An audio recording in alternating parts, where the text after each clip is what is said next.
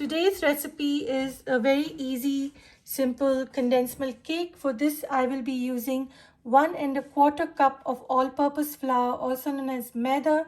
It is around 200 grams. Here, I will be using 1 can of condensed milk, which is around 300 ml. Here, I'm using 3 large eggs, which is at room temperature. I will also be using vanilla sugar, which is around 9 grams. Now, if you don't have vanilla sugar, you can also use vanilla essence, around 1 teaspoon. Here, I will be using 115 grams of butter. It's unsalted and it's 1 stick of butter. Here, I've got custard powder, which is just vanilla flavor. It's 1 tablespoon.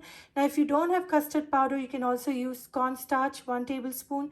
And if you don't have this, you can skip it as well. It's up to you. Here, I've got 2 teaspoons of baking powder as well as 1/4 teaspoon of salt. Salt will balance the sweetness in this recipe. So let's start baking. I will mix the dry ingredients with the maida, also known as all-purpose flour.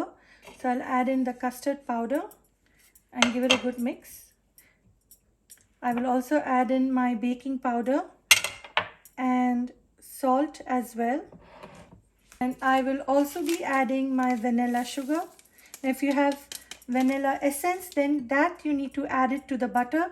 But because I'm using vanilla sugar, so I'm directly adding it to the maida, also known as all-purpose flour. Now, I'll keep this mixture aside and move on to my next step.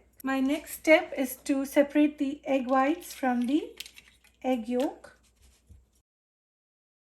After separating the egg whites from the egg yolk, I will be taking out this film, which I've always showed in my other videos of baking. I do not like this to be part of the egg because this gives the eggy flavor to any dessert or your recipe. This you can remove it from the egg white. Now I've removed the white strings from the egg whites. Now let's start whisking it into stiff peaks. To my bowl, I'm adding all the egg whites and let's start whisking.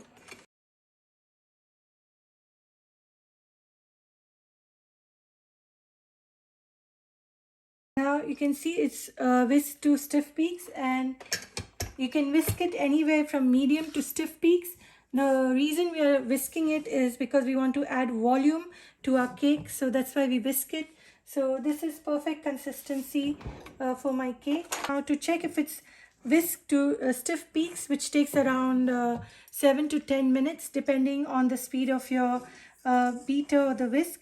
Now if you do this way, it should not fall off. This means this is ready.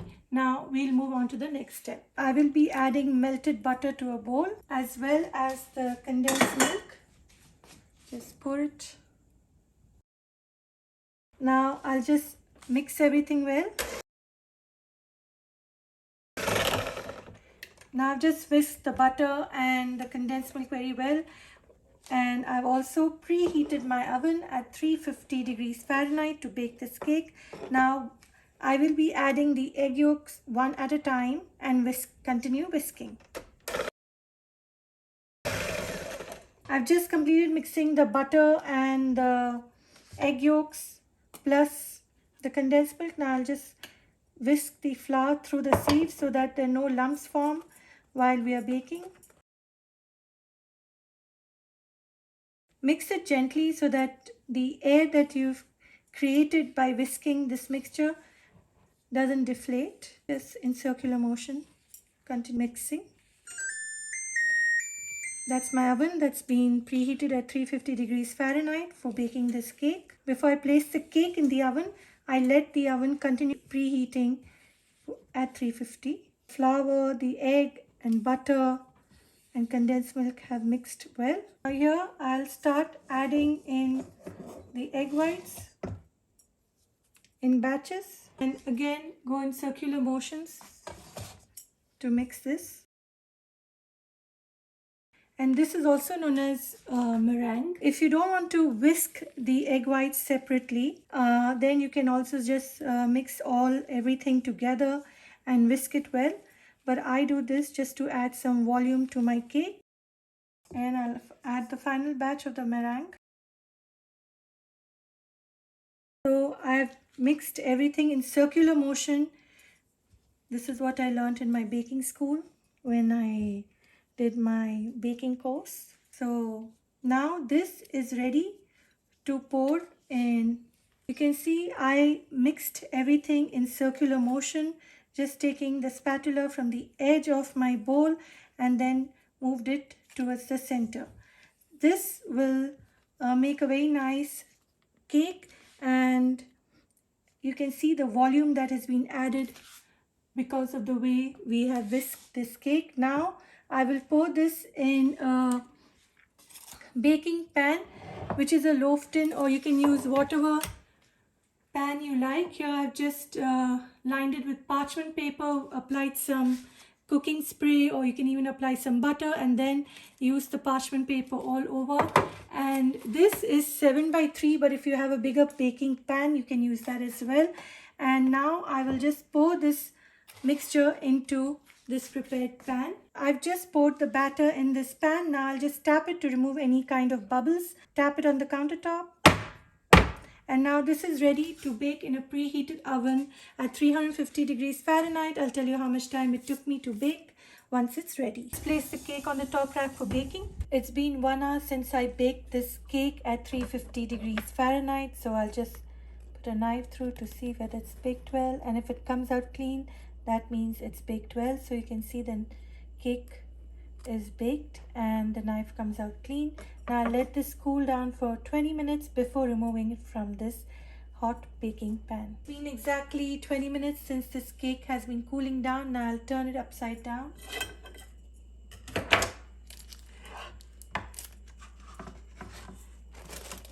You can see how easily it comes off.